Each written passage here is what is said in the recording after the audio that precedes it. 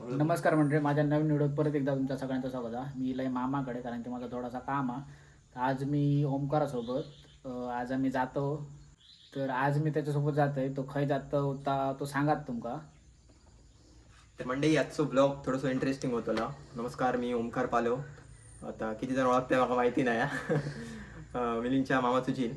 तर आज मस्त एका ठिकाणी तुमका घेऊन जातो. आई आणि वरती सगळे रेडी असत आणि आपलं पण ब्लॉग चालू असा. तर जाऊया, चला. जबरदस्त जागा असा, ब्लॉग शेवटपर्यंत बघा, तुम्हाला नक्कीच मजा येते. बरं सुटलं बघा.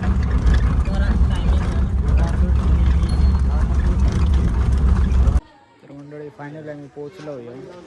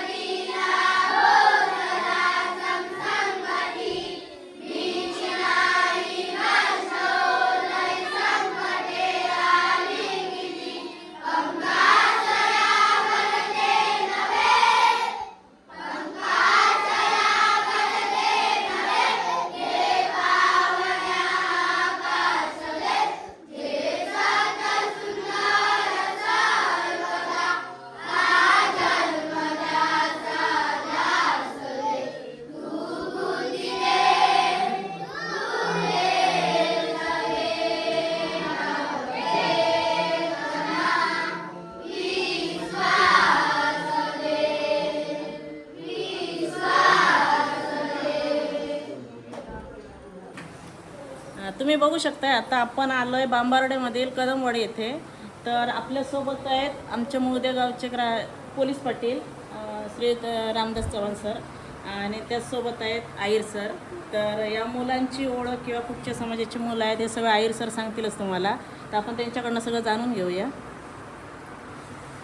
सिंधुदुर्ग जिल्ह्यातील जो कातकरी आदिवासी समाज आहे, जो पिढ्यानपिढ्या सगळ्या सुविधांपासून वंचित राहिलेला होता, त्यांच्यापर्यंत कुठल्याही प्रकारची सुविधा पोचलेली नव्हती आणि त्या समाजाला मुख्य प्रवाहात आणण्यासाठी शिक्षण, आरोग्य आणि वस्ती विकास या प्रमुख उद्देशांना घेऊन शोषित मुक्ती अभियान संस्थेने पूर्ण सिंधुदुर्ग जिल्ह्यातल्या कातकरी आदिवासींबरोबर सामाजिक कार्य सुरू केलं. 2007पासून हे सामाजिक कार्य सुरू असताना त्यांच्या ज्या काय गरजा आहेत, रेशन कार्ड, आधार कार्ड, त्यांचे मुख्य प्रवाहात येण्यासाठी शिक्षण, आरोग्य किंवा विकासात्मक कामं, यावर्षी शोषित मुक्ती अभियानने बऱ्यापैकी त्यांच्या बरोबर काम केलं आणि नंतर प्रामुख्याने जाणवलं की यांच्या जे आदिवासी मुलं आहेत, जी कातकरी आदिवासी मुलं आहेत, ते मायग्रेट होतात, स्थलांतरित होतात. त्यांना कुठेतरी शिक्षणाच्या प्रवाहात आणण्यासाठी शोषित मुक्ती अभियान संस्थेने नाग्यामाधून निवासी वसतिगृहाची सुरुवात केली.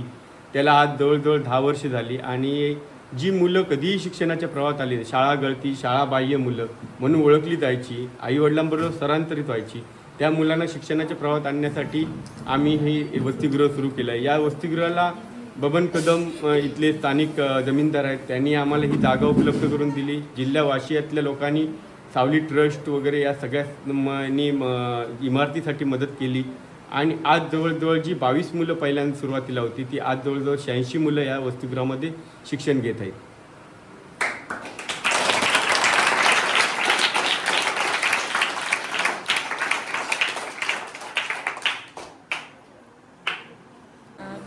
तर अजून एक गोष्ट म्हणजे काय, आम्ही आता 2 वर्ष झाली असं एक सामाजिक कार्य म्हणून वेगवेगळ्या आश्रमांमध्ये जाऊन मदत करतोय किंवा लोकांना आवाहन करतोय. काय जर त्या मुलांसाठी काही गरजेच्या वस्तू असतील किंवा त्या आश्रमशाळेला काही जरी मदत हवी असेल तर कोण गरजू व्यक्ती असतील, म्हणजे गरजू नाही, जे दानशूर व्यक्ती असतात तर ते मदत करू शकतात.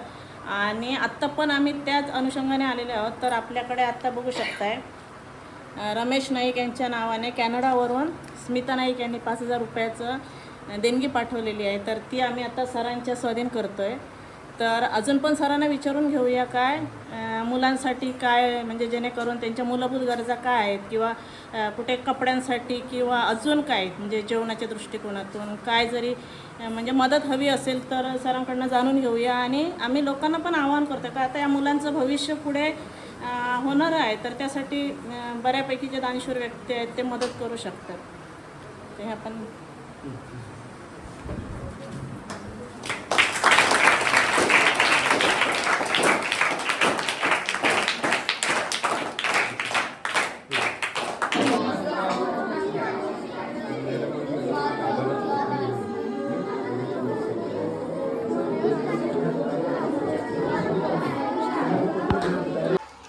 सिंधुदुर्ग जिल्ह्यातील कातकरी आदिवासी समाज जी 86 मुलं आहेत, त्या ह्या जुन्या आमच्या इमारतीला जरा प्रॉब्लेम येत होता. म्हणजे त्या इमारतीमध्ये सर्व मुलं आणि मुली एकत्र ठेवणं आम्हाला क्रिटिकल वाटत होतं आणि म्हणून आम्ही काय केलं, अनेक संस्थांकडे, अनेक कंपन्यांकडे आम्ही ॲप्लिकेशन केलं की आम्हाला एक इमारत पाहिजे म्हणून. आणि त्याप्रमाणे इजिस फेडरेशन म्हणून मुंबईची जी कंपनी आहे त्यांनी त्याच्यासाठी डॉक्टर अमय देसाई यांनी खूप मेहनत घेतली आणि इजिस फेडरेशनचा 20 लाखाचा निधी आम्हाला या इमारतीसाठी मिळाला. आणि खालचा जो मजला झाला, इजिस फेडरेशन आणि कुडाळ तालुक्यातले सगळे उद्योजक आणि लोटरी क्लब ऑफ चेन्नईचे, पणजीचे सर्व यांनी आम्हाला खालच्या मजल्याचं पूर्ण बांधकाम केलं, जेणेकरून आता खालच्या मजल्यामध्ये जवळजवळ आमची 43 मुली तिथे वास्तव्य करून राहत आहेत. आणि त्या इमारतीमध्ये संपूर्ण बेड आहेत आणि त्यांना राहण्यासाठी हे आहेत, झोपण्यासाठी हे आहे. हे सगळं इजिस फेडरेशन म्हणून कंपनी आहे, त्यांनी हा खालचा मजला पूर्ण केला.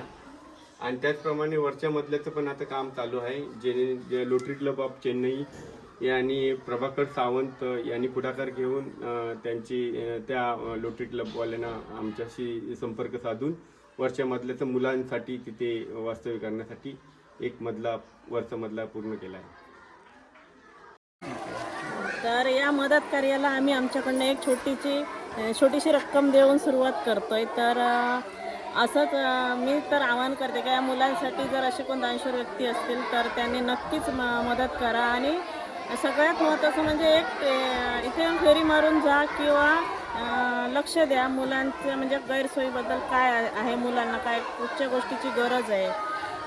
तर आवश्यक वस्तू ज्या असतील ना त्यासाठी अवश्य मदत करा, कारण मुलांचं फ्युचर महत्त्वाचं आहे. आणि जर अशा मुलांसाठी जर आपण केलं तर खूप मोठं काहीतरी केल्याचं समाधान मिळेल. तर सर आमच्याकडून एक छोटीशी भेट असते. थँक्यू.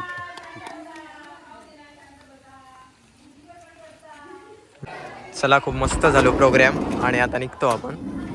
सरांच्याच गाडी नेलो.